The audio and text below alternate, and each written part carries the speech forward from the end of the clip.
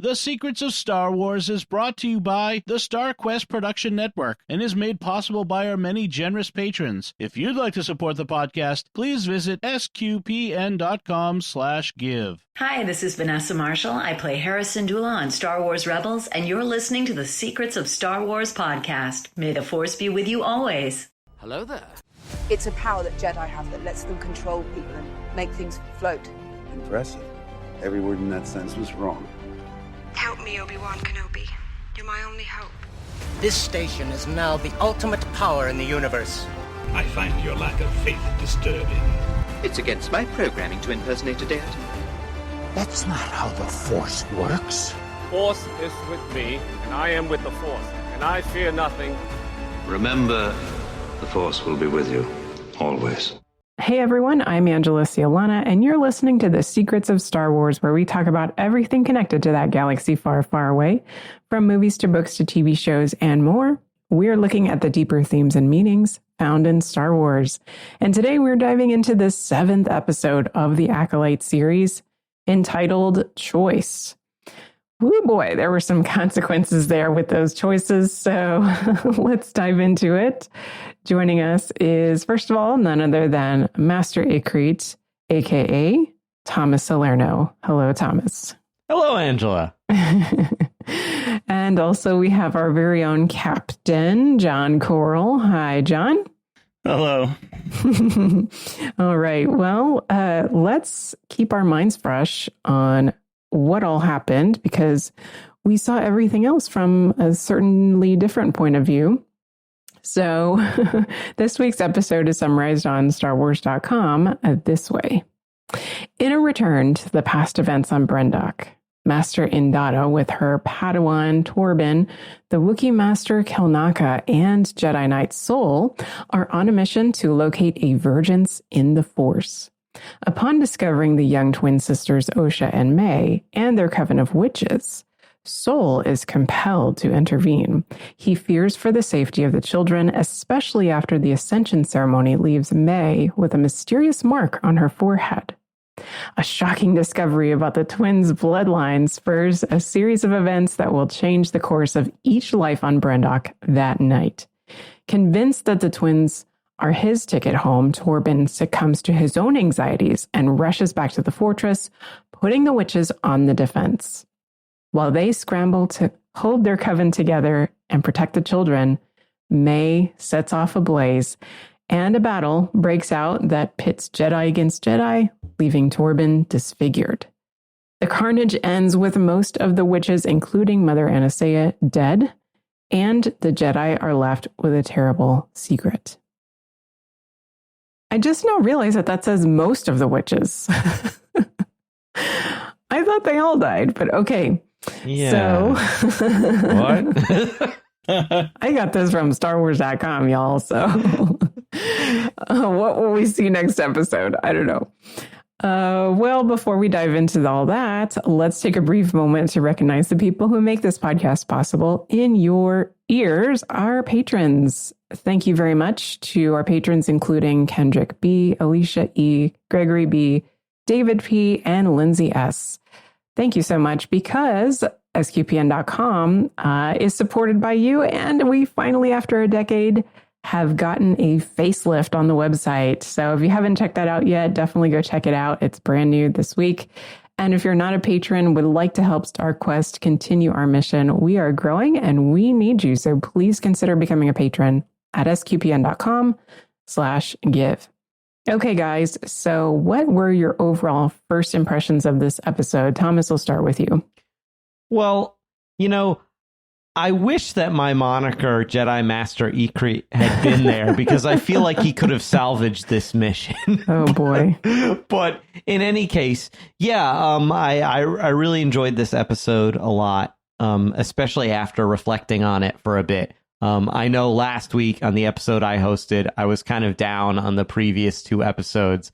And, my opinion on the last 2 episodes hasn't changed much. I still think they were kind of depressing, but I can see what they were, sort of building up towards. And this episode does answer a lot of questions that I had. And I thought it was interesting that we get to see, the old Star Wars saw of from a certain point of view, really kind of taken to not so much an extreme, but you do get to see a lot of different points of views from many different characters in this episode.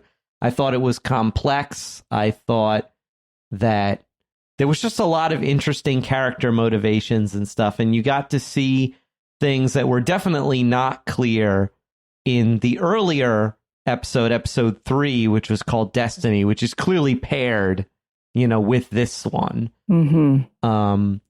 But yeah, one thing though I would say I am concerned about is that there are still some sort of unanswered questions, and we only have one episode left. Yeah. And so, I'll be very interested to see how I am very interested to see how the finale will kind of wrap everything up, and if it's setting up more either in terms of this show or some other series down the road, because Star Wars has kind of become like Marvel, right? Each series is setting up something for the future. So, oh boy. Well, John, what do you think? What was your first overall impression of this episode? I think you mentioned you watched it a couple of times, or yeah. Well, the first time, I mean, the main thing I saw was, I mean, I liked the episode overall. I liked how it filled. I liked how it filled in some of the different angles that you didn't see in the episode 3, and say why Torben did what he did and all those kind of things. But then I don't know. As I was watching it, I knew the Jedi were going to be at fault for part of something with all this.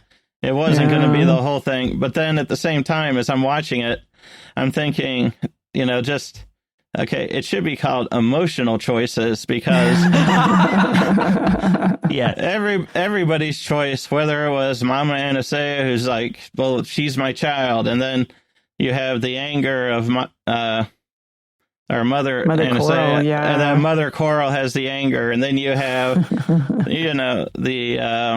the emotional attachment of Soul, and then and his fear of all that, and it's just like there was just so many things where emotions played, and then when they made those decisions, it's you could see that's what caused a lot of these issues. It seemed like where, and that's where I kind of I liked it overall, but then like Thomas said, it's like they left so many things unanswered, and sometimes when I get frustrated with the series because I'm like, where are they actually going with this, or what does this actually mean? Right. And stuff, what does it mean? What does it mean? Yeah. So, but overall, I enjoyed it. But it was just, and I did like seeing it. And then the second time I saw it, it was just, I noticed more of the emotion and some of the more of the attachment that they were talking about with the. Because it seemed like though every time you began to like a character, then you would. I mean, it's like, well, Master Andara, I liked her, but then in the end, she had an emotional response too. It's like true. How they were going to handle it with the council too and stuff. So it was just. Go ahead. Yeah, one thing I thought was interesting to me was how. I was really afraid that that they were going to this thing where like the Jedi were just going to do something awful and then just maliciously cover it up. But I feel like this episode, it sort of embodies that phrase, if you have ever heard, never attribute to malice what can be attributed to incompetence. And it's sort of like that, where like they make mistakes, not due to malice, but like what you said, John, because of emotional decisions, impulsive actions. They're not intending to do anything. Like everyone thinks they're doing the right thing. Yeah. Everybody in this episode thinks they're doing the right thing, and they're all at cross purposes to one another, and it leads to horrible unintended consequences, which I just found very interesting. Yeah, it makes me wonder, like, how they say at the end of your life, you'll like watch your life back. Just like how many of those moments will be in my own life where it's just like, oh, you thought you had great intentions, but look at what happened. Mm-hmm. So, yeah, it was a lot to process. It was very interesting to see everything from a different perspective and to be reminded how easy it is to jump to conclusions and to put your own thoughts and feelings and kind of mirror those, or what is the word I'm looking for? Just put those on other people, you know. Oh, you like project them. Yeah. All right. Yeah.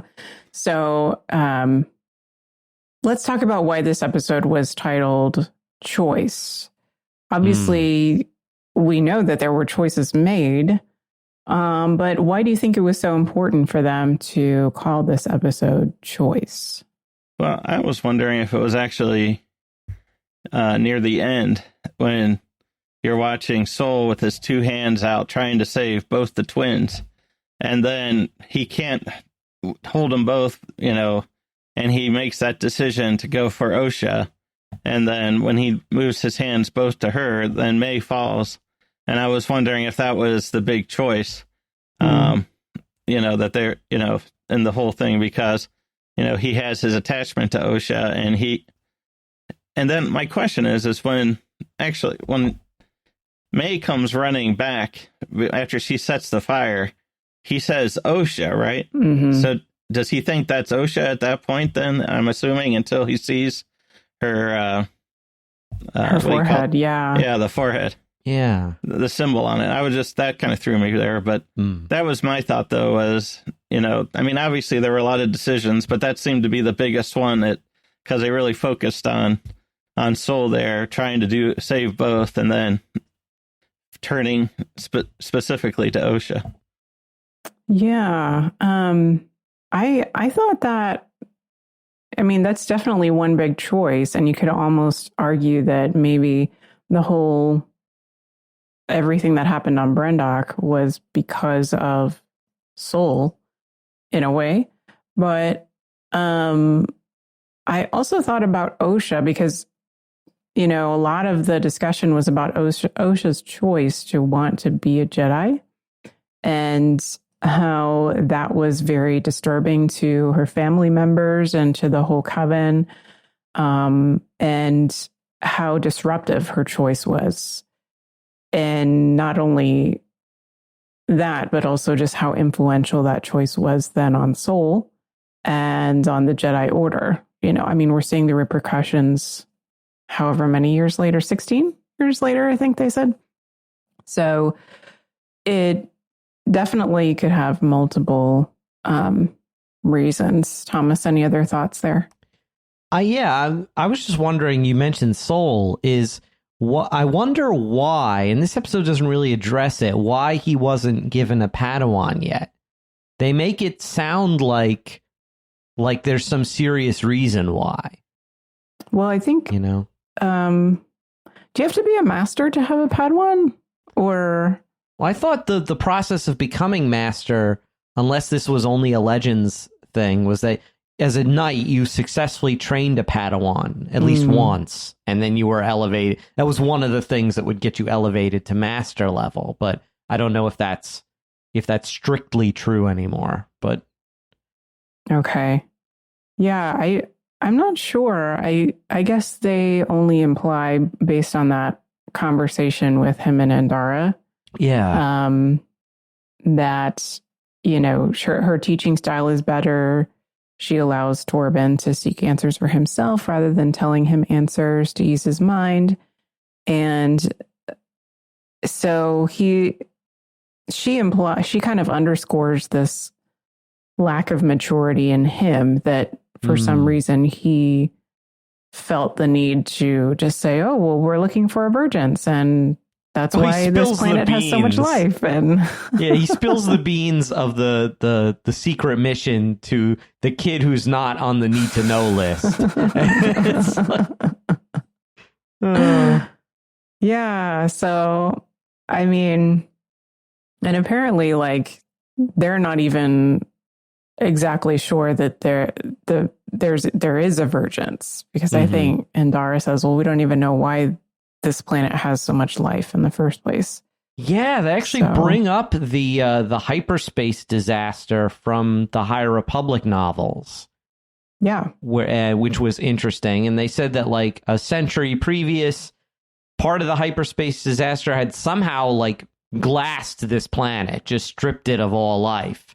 And now, incongruously, there are trees and plants and other life forms on this planet. So how can that be? And they say a vergence in the Force creates life, or has the potential to create life. So they suspect, they don't know, I guess, but they suspect that there's a vergence, which they seem to define as like a special place in which there's a great strength or power in the Force. Mm-hmm. I remember from the Phantom Menace, the Council being surprised that Qui-Gon thought a vergence could happen around a person like Anakin. So I don't think that's even in their minds yet.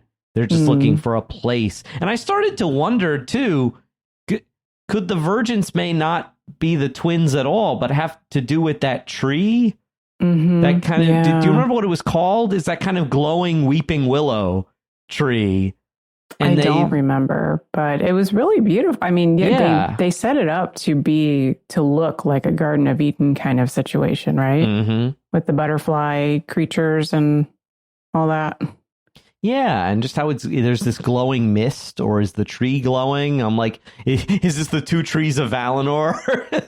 Secrets of Middle Earth plug. But yeah, I was starting to wonder, like, did they completely, to not to belabor the point here, but miss the forest for the trees? They're like looking for this vergence, and maybe it was right there, and they didn't even notice. I don't even know if their silly equipment can pick it up. Kelnaka had basically looked like a metal detector or a minesweeper that he's going around. I don't know what, but that was hilarious. Yeah, it was really hilarious. It was. It almost like from a certain point of view, it kind of looked like he was vacuuming the grass. It's just like... Just the fact that he's a Wookiee and he's using that instrument is humorous. That was great. Yeah. So, so we got that backstory. And I think, I recall the very first time we covered this series, I talked about how Sol was like my favorite character thus far after the first 2 episodes. And now that I've seen this other side of him, I'm like, man, I don't know if I still like him as much, even though, of course, everybody has their flaws, and everyone matures. Obviously, he matured over time, at least somewhat. He became a master. And, you think back, and the very first, I guess, line of the show, right, was him saying, "Your eyes can deceive you. So don't trust them." Don't trust your sight. So that's definitely a lesson he's learned, I think. And the first lines from characters are often very revealing. Yeah. So just curious if you guys had a similar experience with Sol. Like maybe he wasn't your favorite character, but just how this episode affected your impression of him as a character. Well, I mean, for me, I liked him as a character beforehand, and I still like him overall. But my biggest frustration, though, with him is, it's like they definitely made him seem really immature or really emotional compared to Indara in this episode, because not only did she say to him, about the Padawan thing, but then she's like, yes, Torben is very disturbed about things. And she's like, no, it's anxiety with him. Don't project, your feelings on with him. And then later on, she talks about him. Okay, yes, I think, about Osha wants to do this. And he's like, yeah, but that's what you want. Don't project onto her, so that kind of stuff too. So I thought that was, interesting, and how that worked out with how he came across as being I don't know. You saw him being emotional as he's hugging May in the prior episode because he thinks that's Osha and you saved me and all this stuff. So, he's got that emotional side of him, but it also made it seem like, maybe he has an immature emotional side, at least when he was younger. And I don't know. That just seemed. Yeah, it's like an emotional vulnerability that he has as a Jedi, which is interesting. It's kind of Anakin adjacent or reminiscent of Anakin, just how he allows his emotions to get a hold of him. But Thomas, what about you? In the premiere, Sol was definitely my favorite character because he seemed to embody like just distilled Jedi-ness, if that makes sense. Like, and he reminded me a lot of Qui-Gon. But it's interesting to see his arc of change now that we've kind of gotten more of his backstory filled in. And I kind of agree with you both that, yeah, he definitely has matured. He's not perfect yet. He still seems to have problems processing emotions, and he still sometimes acts impulsively. But I definitely, you can see how the character has grown to where he is in the present day versus where he was in the flashback time period. And yeah, I just think he's still one of my favorite characters in the show. I just think this hasn't really soured me on him at all, and instead it's made him a more complex character. I enjoy seeing characters grow and change, even if we're being shown it backwards. Yeah, kind it was of backwards. In this way. Maybe that's what got me. yeah, but it's like, well, putting it all together in my mind, I'm like, he's got an interesting growth of change. He's got an interesting arc, and I just like the idea that throughout what he's doing, he's trying to do the right thing, but as Indara, who's kind of a good foil for him, because she's always pointing out, like, where he's even like kind of unconsciously being selfish. Because we all do that. We can all think we're acting selflessly or, trying to help somebody else. But there's secretly kind of selfish, motives behind it. We think we're being altruistic sometimes, but it's like, what are we trying to get for ourselves? And in this fallen world, like, all good deeds are going to kind of have some element of that. But in this, we kind of see an extreme version of that. He really wants a Padawan, and he's seen an opportunity. Like he said, like, I think he does really care for Osha and care about her safety. I don't think that's feigned, because I think he is such an emotional person. And I can connect with this. I think he's a person who makes emotional connections with other people very quickly. It doesn't take him long to bond with people. He's very empathetic. And being someone who can make those kind of emotional connections very quickly, I think he legitimately cares for Osha and May to a certain degree. But I just think that he's letting that blind him, to create huge blind spots for him. Yeah. I tell you what, when you brought up Qui-Gon, because I remember that Yi Jung-jae said that he based his character performance or development of Sol off of Qui-Gon. And when I thought back to Qui-Gon after watching this episode, I thought of the scene where Qui-Gon is manipulating the dice in the deal for Anakin. With the Force. He's using the Force to kind of have everything go his way. And, that whole concept of, well, I'm freeing this boy from slavery, right? I'm taking him to a better life. Well, he didn't ask the council for that, I mean, that's something else that Qui-Gon did that perhaps is very Soul-like as well. So, this just reminded me of all of that, and again, just a different look on Soul. Now, one thing that I found very strange and confusing was that they just barge into this fortress. Like, he climbs up and, he's doing the spy thing or whatever, but then they just all go there and and mess with the controls and break in. Yeah, I wanted to see more of Soul playing, the stealth mission like he's playing Metal Gear or something. Don't get caught, like. But yeah, they just barge into that place. They just tell Kelnaka to hack the door. Why? I didn't understand why they did that. Is that just like a High Republic, pride of, we are the Jedi and we're in charge of everything? Cowboy diplomacy, kind of. Yeah.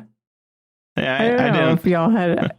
I just wondered if I was the only one that was totally confused with that or not. Yeah, I didn't understand it either, because when I was watching it, I'm thinking... Then when they show up, and then are they supposed to come across like, oh, somebody lives here? It's like, it's like the doors are shut. Let's check this place out. It's like, because they're like, oh, we thought this planet was uninhabited. So we just, instead of knocking on the door, we decided to break it open, go in and check it out, I guess. Yeah. I mean, that was kind of... That's some of my frustrations with this series. It's some of these kind of decisions or the writing and some of that kind of stuff. I'm like, what, to me, it's, I don't know. Like, I would have thought they would have been more open to at least trying to get in and like. And then they say, forgive our intrusion. Yeah. And I'm like, no. All right. Why? Why should they forgive your intrusion? You just barge into their home. I suppose it's just because they were disingenuous, but they also were already taking Soul's word for it that these girls seemed to be in danger, and they wanted to really see what was going on. So the only way to do that was to just kind of barge in instead of ringing the doorbell. So, and before they even go there, they name drop the Night Sisters. Mm-hmm. Yeah. Because they're like, are these Night Sisters? At which point I then started calling the Brendok witches the Not Sisters. Because they're Night Sisters, but not really. So they're not sisters. That's cool. I like that. So we're inside the fortress. We get to see everything now from a different perspective. And in particular, we see how Mother Anastasia gets into Torben's head. So there's a lot of different ways to interpret that. I have to say that I found it to be manipulative, right? Because she underscores his vulnerabilities, first of all. You're the son of paupers. You're trapped on this planet. You haven't completed your training yet. You're still, a Padawan. And then she goes, well, here's what you want to hear, right? You're a strong and good Jedi. You have these natural desires that, you're suppressing. Like, don't you want to escape? Don't you want to get off this planet? Well, I can help you. And then she's like, over and over and over again, ask me, ask me, ask me. So when I really kind of broke that down, I thought about how that was manipulating him. He's very vulnerable. He's the most vulnerable of the group, right? Obviously, she sees that and she understands that since he's the Padawan. And so she kind of wears him down and then gives him the illusion that he's making a free choice. Where in reality, she's just really playing on his vulnerabilities. So how did you guys interpret that scene? And what did you kind of find interesting and get out of that? Well, my thought was, at least when she's in his head, I see it as manipulative. But then when they're talking and saying, well, if you want your Padawan to, get his mind back or whatever she said exactly, it seemed like she intentionally did it to manipulate him, but then also to use it as leverage, in the negotiations too. So it was, like it was twofold to, get control of him and then to manipulate him and then to then try to say, okay, don't, this is, if you do this, I can do this, if you try to take my children away, we can do this to your Padawan or something. Mm-hmm. But yeah, that was, once again, it's like, but that's kind of, that's where you like Mother Anastasia, and then there's the part you don't like her. It's like, and it's like, because then you see, okay, but then again, she's doing it she's making this decision because it's her decision. This is how I need to protect my coven, and so in her mind, this is the right way to do it and stuff too. And maybe I don't know though what would have happened to Torben if they would have pressed the issue or something like that. I mean, does he just lose his mind? Does he, it's like, I don't know what the next stage was to all that, or with him, if he dies, goes into a catatonic state, or whatever. I don't know. It's just, we don't know what. Yeah. Well, kind of jumping off that, I was struck by the tragic irony that if Mother Anastasia had not manipulated his fears and anxieties like that, and clearly not just in that moment, but planted some sort of lingering spell that kind of goes on, he may not have made that impulsive choice later.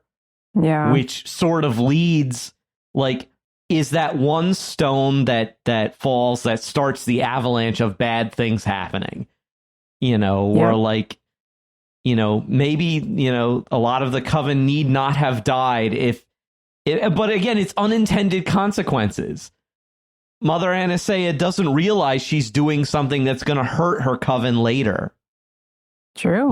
Which I found there's a lot of tragic irony in this episode, and a lot of tragic irony caused by people not communicating. Yep. They're not communicating. Gosh. The Jedi aren't communicating amongst each other. The Coven are not, because some of them are at cross purposes with one another. The Coven and the Jedi are not communicating. They're just talking at one another. And the communications breakdown, You could have called this episode Communications Breakdown. Yeah. Absolutely. Yeah. How often my husband and I talk about, like, so many problems could just be avoided if people just knew how to communicate better. So yeah, I know. Yeah, because if she's out there saying, okay, look, I know you want to take these children away from us or test them because you think they're special, but this is how we see it, and we're not keen on this. It's like, and then if the Jedi were saying, but if we do that, it's just like, I don't know. Yeah, it's just everybody plays it so close to the vest, even later on, right? When they when they know the Coven knows Osha's decision, but she doesn't tell the Jedi right away either. And it's like, well, maybe if you would have told them, at least you could, one person's going home with you. Maybe then that whole thing doesn't break out like that either, but. Well, that's what you do when you're afraid, right? Right. Yeah. I mean, yeah, the first theme that I got out of this after I watched this episode was fear. Yes. And just what fear can do to people, fear and pride, when you're afraid and you're, like you said, they played it close to the vest because they didn't want to give away too much. They didn't know how much they could trust the other party. So, yeah. So the girls get tested. Well, there's a lot that's going on here. So, first of all, May is tested and she is asked a few questions about ascension, and she misquotes Mother Anastasia. So the original quote was, "Ascension is about walking through fear. It is about sacrificing a part of yourself." And again, now that I read this, I'm like, oh, hey, this is very on theme here. But May's recollection of the quote is, "Everyone must walk through fear. Everyone must be sacrificed to fulfill their destiny." So, yeah, obviously the Jedi did not do a fact check. They made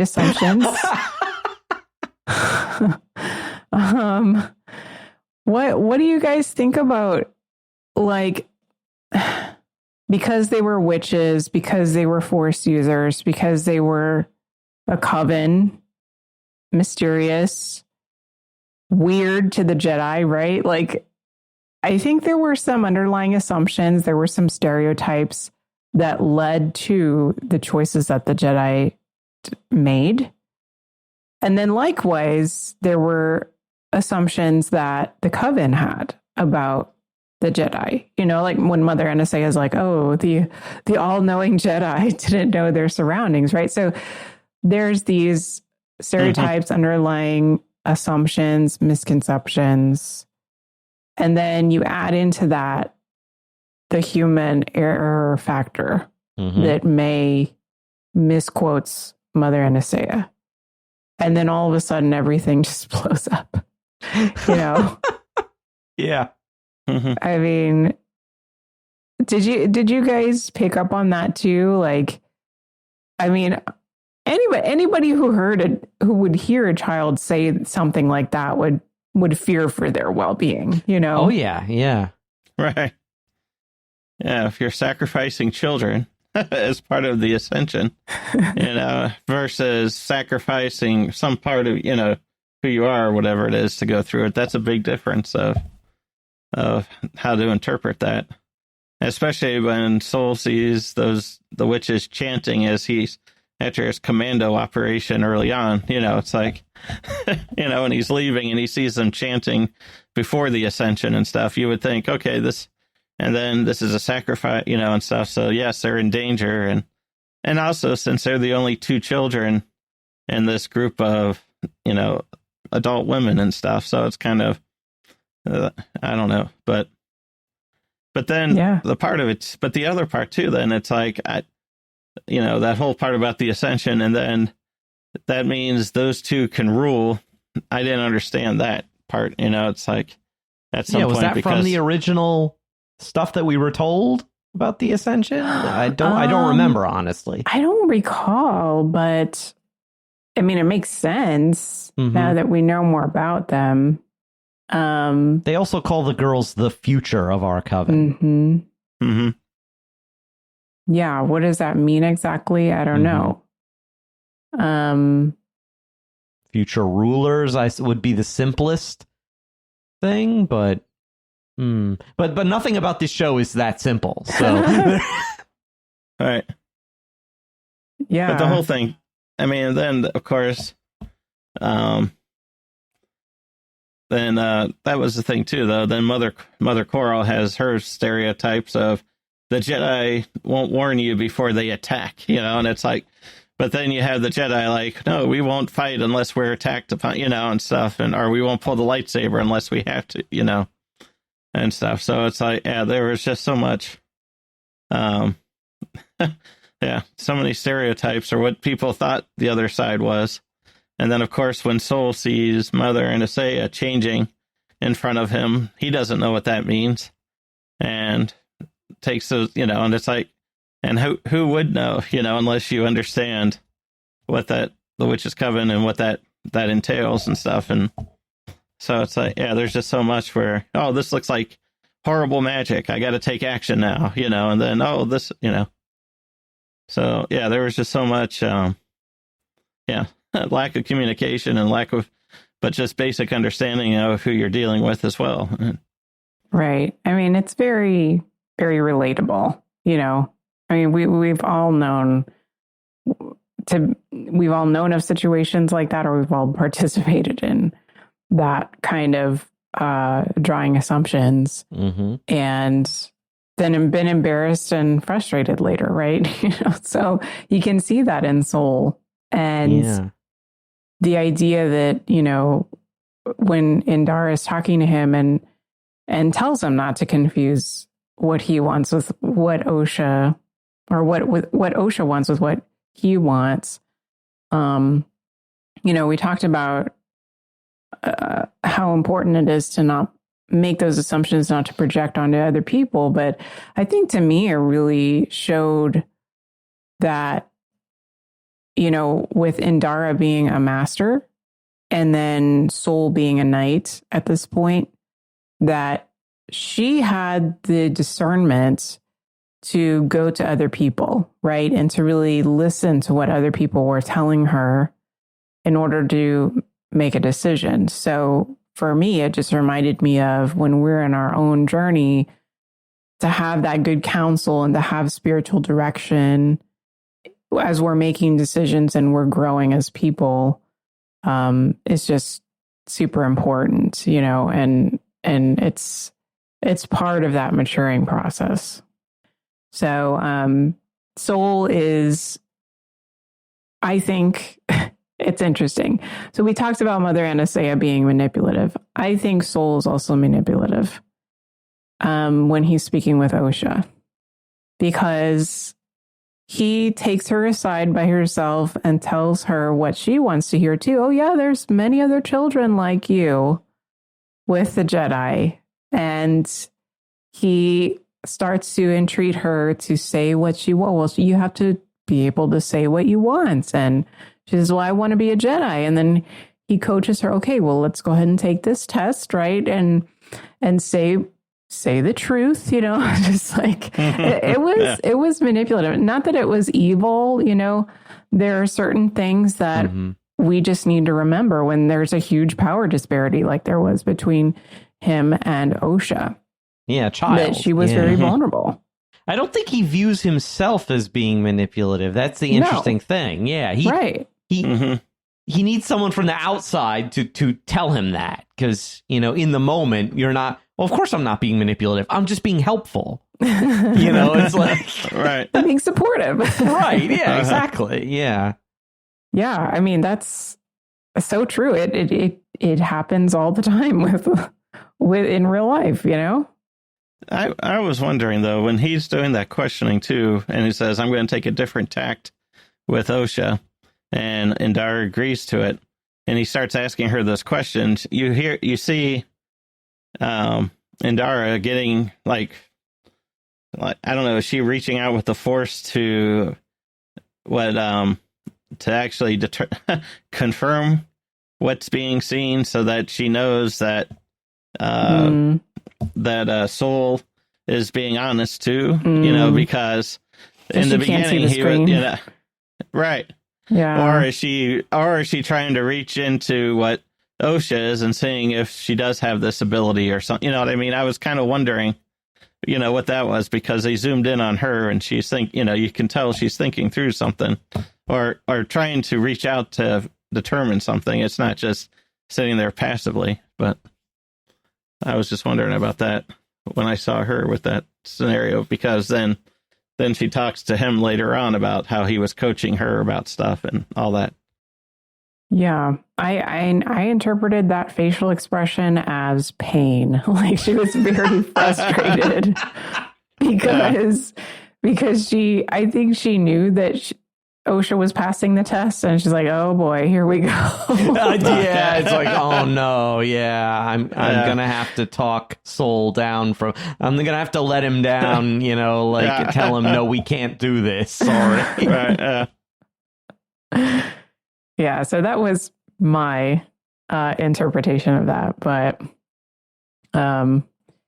you know, Indara kind of felt like the big sister in this group. Yes. Yeah. You know, I just loved it when she's like, she goes in, wants to get the decision of the council, and then she comes back to the rest of them and she's telling them, you know, what they said. They said no. And Torben's like, will they let us come home at least? And she just looks at him and says no. And then he just like, oh, and then he kind of like angstily walks away, you know, stomps away.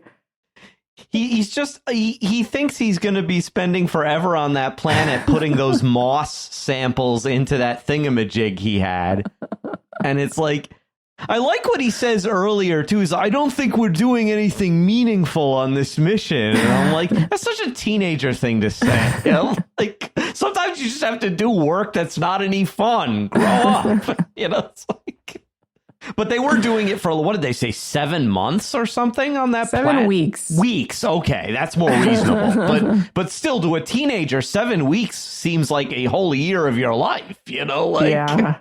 And he's out there in the rural country, he's not in the big city of Coruscant. So right, they're camping out, which I thought was cool. Did you guys notice, by the way, in like several of the forested areas, there seemed to be like machine parts with plants growing over them? Did you notice that? Yeah, that looked. I wonder if that was another reference to like the hyperspace disaster, where maybe ships that had been suddenly thrown out of hyperspace had crashed on the planet long ago and left their remains there. Yeah.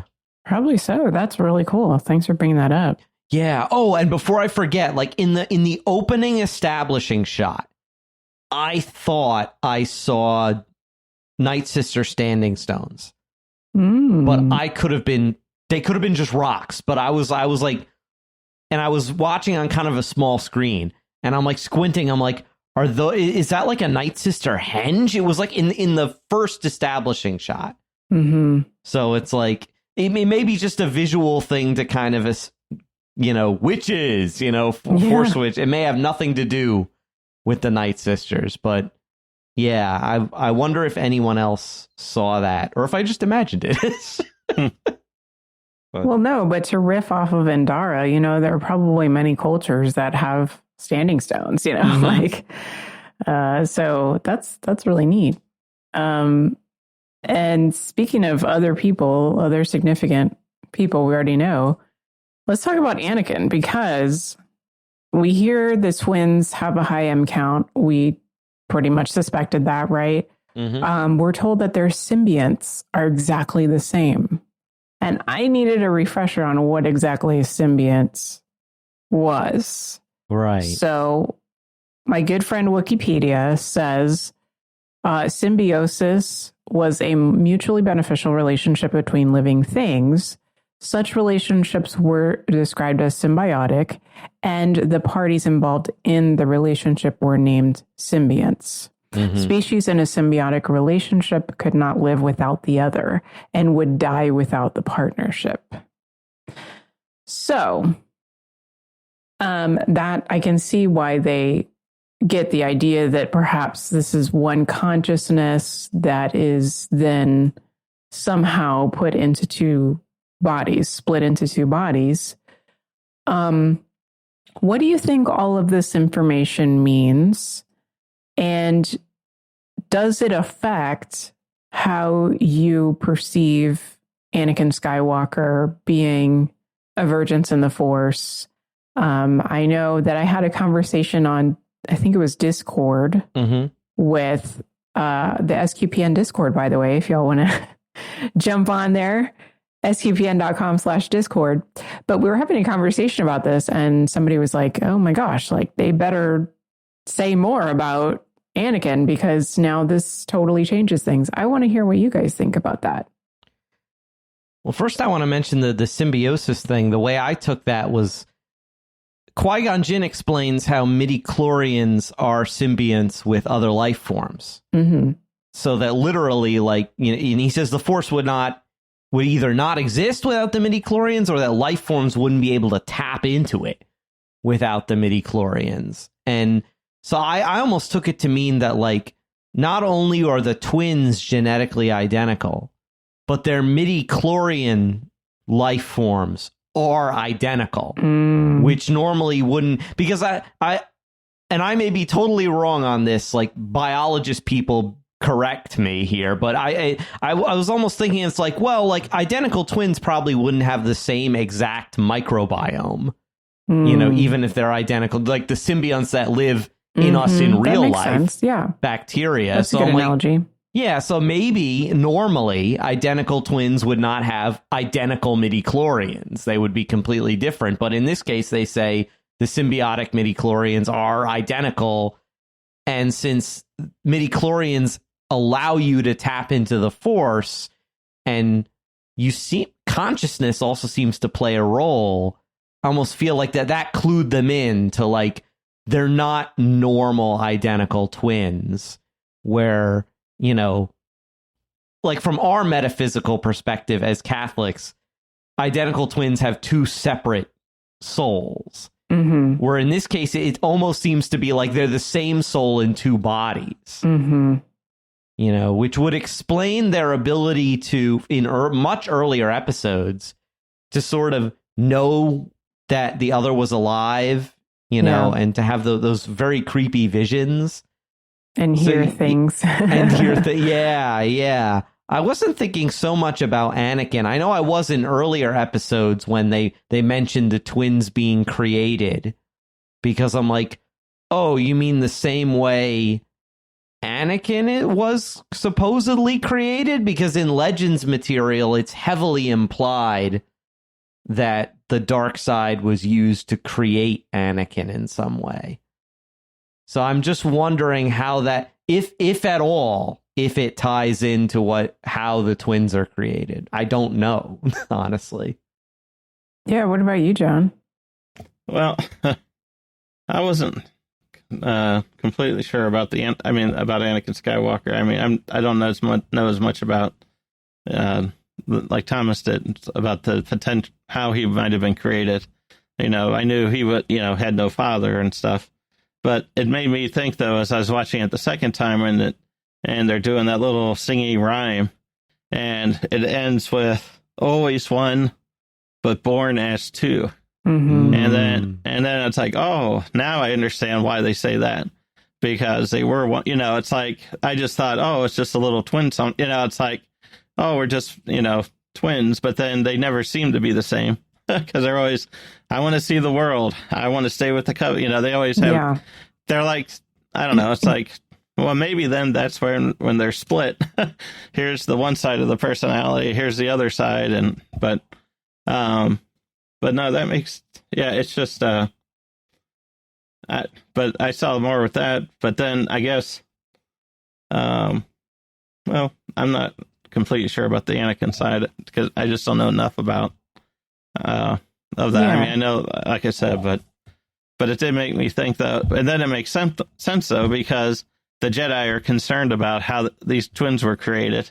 Mm-hmm. And if it was with some kind of dark magic, and then if Anakin was done with some kind of dark side magic, or force manipulate, then maybe there is something, because it always seems like the dark side is interested in extending life, creating life, keeping their life, and all that kind of, and, not dying and moving on and stuff. It's just, so maybe there's something with that. I don't know. Yeah, I think maybe more so, the person that I was talking to was more concerned about the twins being the result of a vergence in the Force, or being the vergence in the Force. But I think, now that we've been talking, that doesn't necessarily need to be the case in order for everything to make sense in the episodes. No, yeah. Right. So, well, but I mean, it could be though. It's like maybe every so many years, or generations, you have a vergence in the Force. Yeah. And in this case, it was Osha and May, and then later on it was Anakin, and then later on, it's like, and then you just keep going. But I don't know. And I guess you could, conjecture that perhaps there was a higher midi-chlorian count with Anakin than anybody else that had ever lived or existed. Even if Osha and May are a vergence, clearly they're not as powerful as Anakin. And people point out, and people point out that, oh, but the Anakin being a vergence in the Force was part of the prophecy, so it has to be unique to him. But I'm like, but remember what Yoda says, a prophecy that misread could have been. So we've never, I think, even been given the full text of this prophecy. So we don't even know what it really says. The Jedi just talk about it. And it's like, I often just wonder, are you guys kind of making up this prophecy thing as you go along? Or do you just have scraps and fragments like the Dead Sea Scrolls or something? And you're pasting it together and you're like, oh yeah, this is totally what it means. Meanwhile, it means something completely different. So I don't think we can take things that the prequels say about the prophecy as strictly literal. Sure. Yeah. Well, before we get too far down the chosen one prophecy rabbit hole, if you all listening have something that you want to share about that, feel free to email us, starwars@sqpn.com, and we'll see what you think. But let's go ahead and continue with the rest of this episode. But thank you for going down that path with me.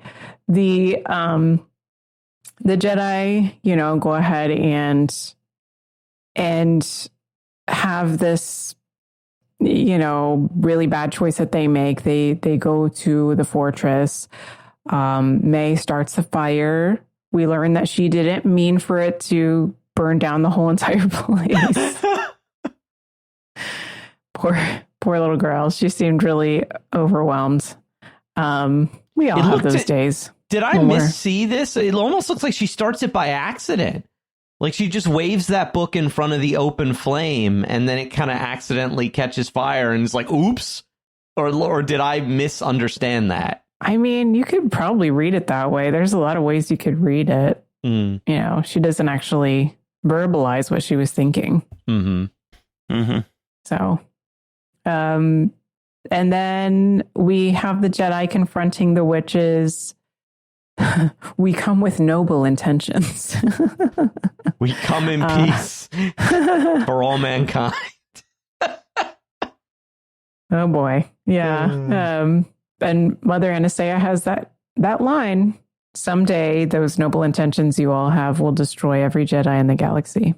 There's a prophecy for you. That was one of my favorite lines of the episode. Yeah. Why was it one of your favorite lines? Because it's true. Given what we know about the Clone Wars and the the Jedi got involved in the Clone Wars and from their point of view, completely noble intentions, but it destroys them in the end. I just wondered if there was a little bit of foresight there on Mother Anastasia's part. Maybe so. Well, it all goes haywire, as we know. Mother Koral chooses violence today. Mother Anastasia chooses magic, which freaks out Soul. He stabs her. May sees a Jedi stab her mother and kill her. Mother Anastasia reveals that she was just trying to let Osha go.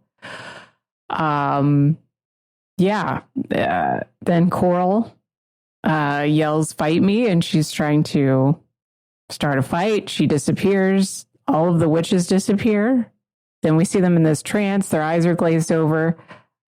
I interpreted that as like a force projection, kind of like Luke did in The Last Jedi, where he used apparently all of his life force and he died at the end. Huh. I don't know if you guys...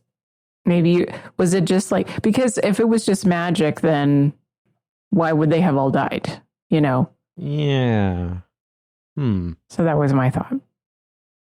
But Kelnaka gets possessed by Koral, which was kind of fun to see, but also terrifying. Terrifying. Great lightsaber fight, though. Yeah. Great choreography, just terrific. Very kinetic. I liked it a lot. Yes. Now, something that I saw afterwards in my research is we all know that Torben gets clawed by Kelnaka.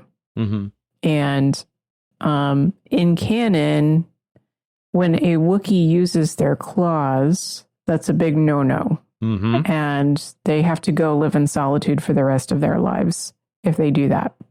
So they can't use their claws on another living being. Yeah. So this shows us why Kelnaka was in solitude. What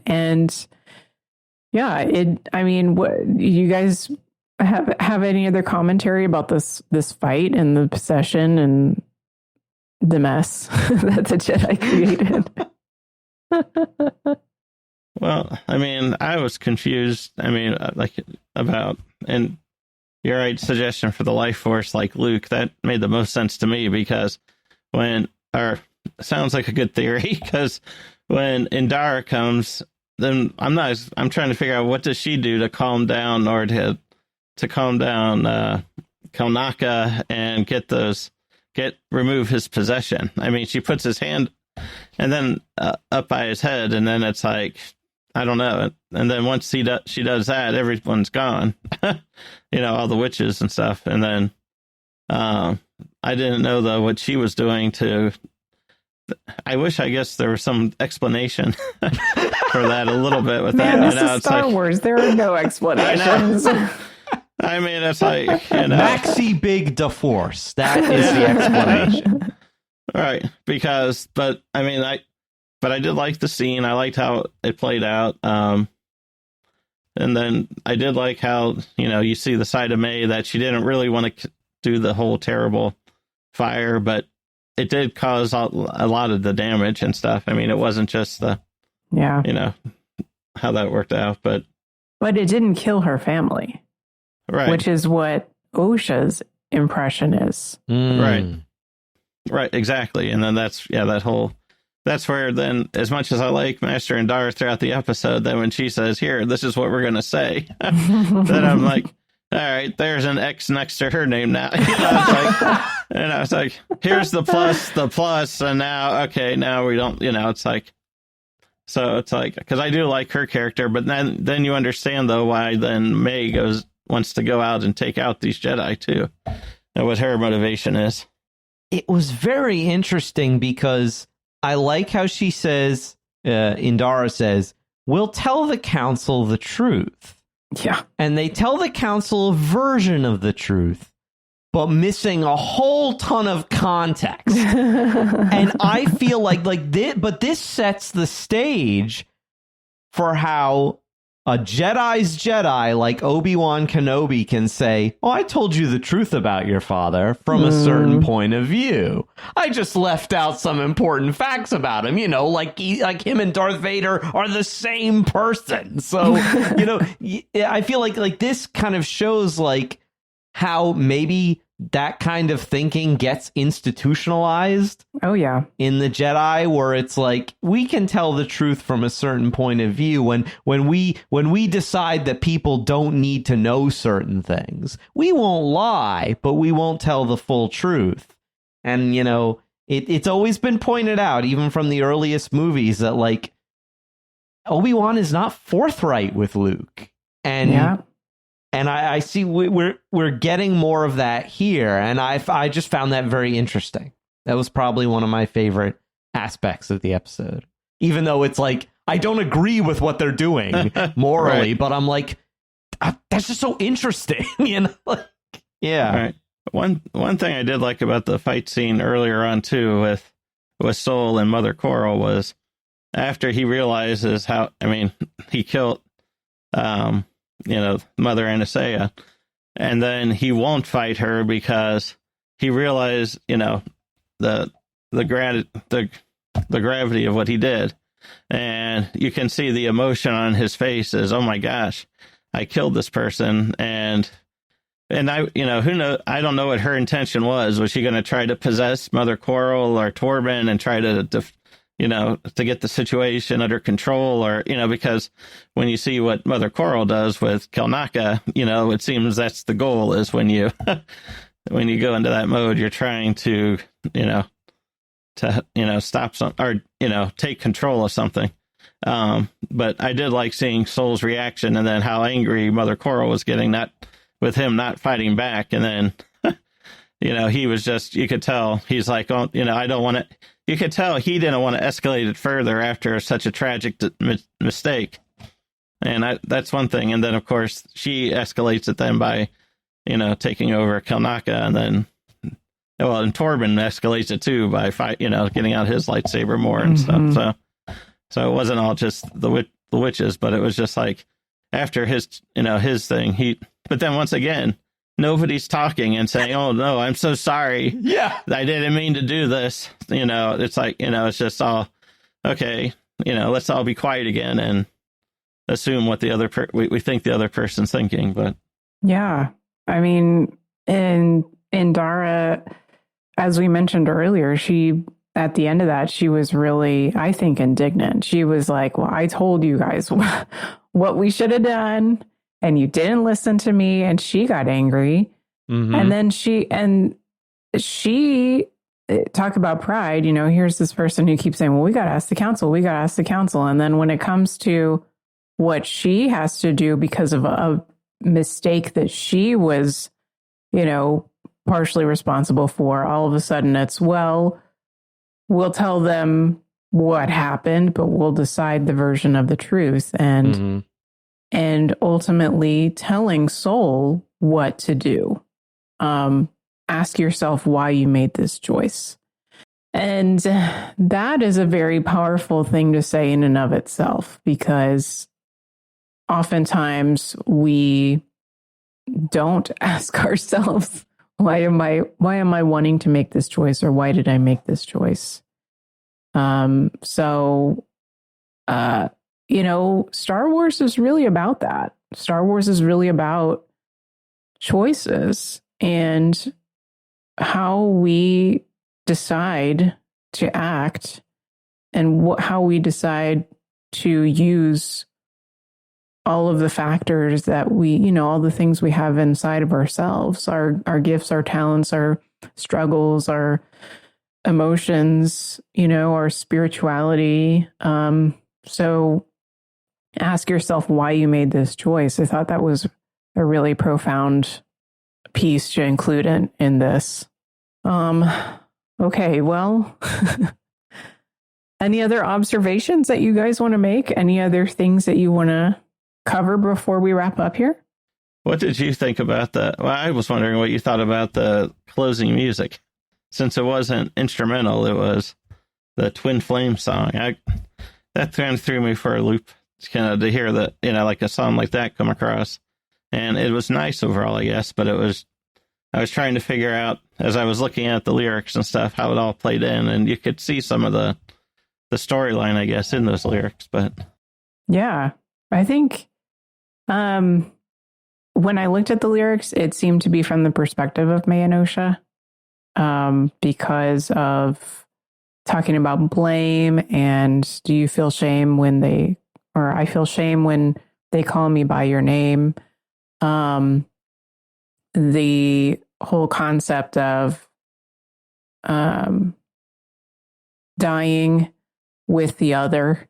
And yeah, it was jarring at first. I think after a couple of views, I was more accepting of it, because it's not like we haven't had that sort of, popish or rockish or different kind of music in Star Wars, because we have, just during the actual content, as dialogical music. I think that's how it's called when it's actually part of the world. Okay. Yeah. It having the hip hop and R&B elements, I think, is the new aspect to that, which I'm not mad at. I mean, I think if I listened to R&B and hip hop, it wouldn't be as jarring. Like, I just don't normally listen to those genres, so to speak. But yeah, it was interesting. Definitely different. Yeah. Well, the one thing that hits me with it is, after you have an emotional episode and then you're watching that and trying to figure out how does this all play in, I'm already kind of exhausted with everything that's happening. And now I got to think harder about, okay, how does this play in? Another piece of the puzzle. Yeah. And now it's like, instead of just the normal somber music as it heads out or something. Yeah.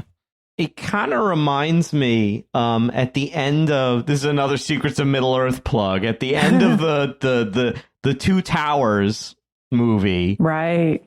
They play quote unquote Gollum's song, and if you listen to the lyrics, you're like, oh yeah, this is how Gollum thinks about himself and looks at the world. Mm-hmm.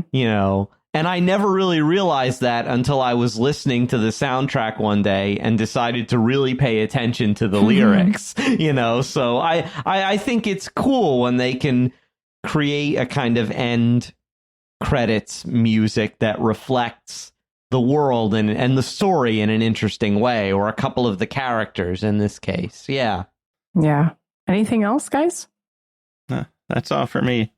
Yeah, right. that's it. Yeah. Well, that was definitely a lot to break down, but I'm sure that there's much, much more. So if any of you listening want to send us your thoughts on this other perspective that we received on episode 7 or anything else Star Wars, questions, comments, it's all welcome. You can email us starwars@sqpn.com or find StarQuest on Facebook, facebook.com/StarQuestMedia. You can also leave a comment on our Instagram, where we are at StarQuest Network, or simply write to us on X, where you can find us at SQPN. And guys, we will wrap up our coverage of the Acolyte series next week. Dun, dun, dun. And so you can look forward to that, as well as our deep dives on other Star Wars content, such as the newer animated series, Tales of the Empire. So please make sure to subscribe to Secrets of Star Wars in your favorite podcast app. And while you're at it, subscribe to our YouTube channel, StarQuest Media. And you can find previous episodes at our website, sqpn.com/Star Wars. So until next time, Jon Koral, thank you for talking Star Wars with me. Thanks. I had a great time. And Thomas Salerno, great to have you as well. Thank you so much, Angela. This was great. Yeah. And once again, I am the one in the middle, the Bendu, Angela Sealana. Thank you for listening to The Secrets of Star Wars on StarQuest. Here's another show on the StarQuest Network you're sure to enjoy, The Secrets of Stargate. Find it wherever fine podcasts are found or at sqpn.com/Stargate.